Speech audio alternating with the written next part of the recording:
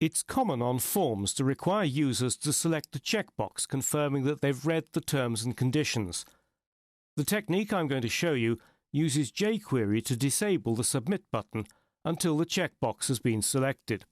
In this page here, I've already attached the jQuery core library and created a script block with a jQuery document ready handler. So I'm going to create the code in here. The Submit button has an ID of send. I'm going to need to refer to the Submit button on several occasions, so I'll store a reference to it in a variable called button. Dreamweaver gives me code hints with all the IDs in the page, so select send. Now that I have that reference to the Submit button, I need to disable the button, so apply the attr method, which sets an attribute to the button variable, and I need to set disabled to the value disabled. That might seem a rather strange way of doing it, but what's happening is that this is setting the disabled Boolean property of the input element to the value disabled, and that's the XHTML way of doing it.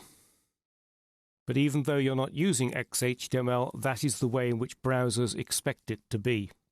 The reason I'm using jQuery to disable the Submit button rather than put the disabled attribute directly in the input tag is because if I put it in the HTML and somebody arrives on the website with JavaScript disabled, they can never submit the form. So what this does is, if JavaScript is enabled, it will then disable the Submit button until it's re-enabled. So I now need to get a reference to the checkbox. So we'll do that. And the checkbox has the ID terms. And I need to add a change event handler to that. And it's the third one down, which will insert an anonymous function for me. And inside the anonymous function, I need to create a conditional statement to find out whether the checkbox has been checked. I do that with if this period checked. This is a JavaScript keyword, and you often use it also in jQuery. So what I'm doing here is I'm actually mixing standard JavaScript with jQuery. And that's perfectly normal, because jQuery is JavaScript. It's just a convenient way of writing JavaScript. So the command that I want to perform if this has been checked, if the checkbox has been checked, is to remove that disabled attribute from the button. And I use remove attribute, or attr as it has in jQuery. And the attribute that I want to remove is disabled. So if the checkbox has been checked, it'll remove the disabled attribute. But somebody might decide, oh, I've managed to re-enable the Submit button. I wonder what happens if I deselect the checkbox.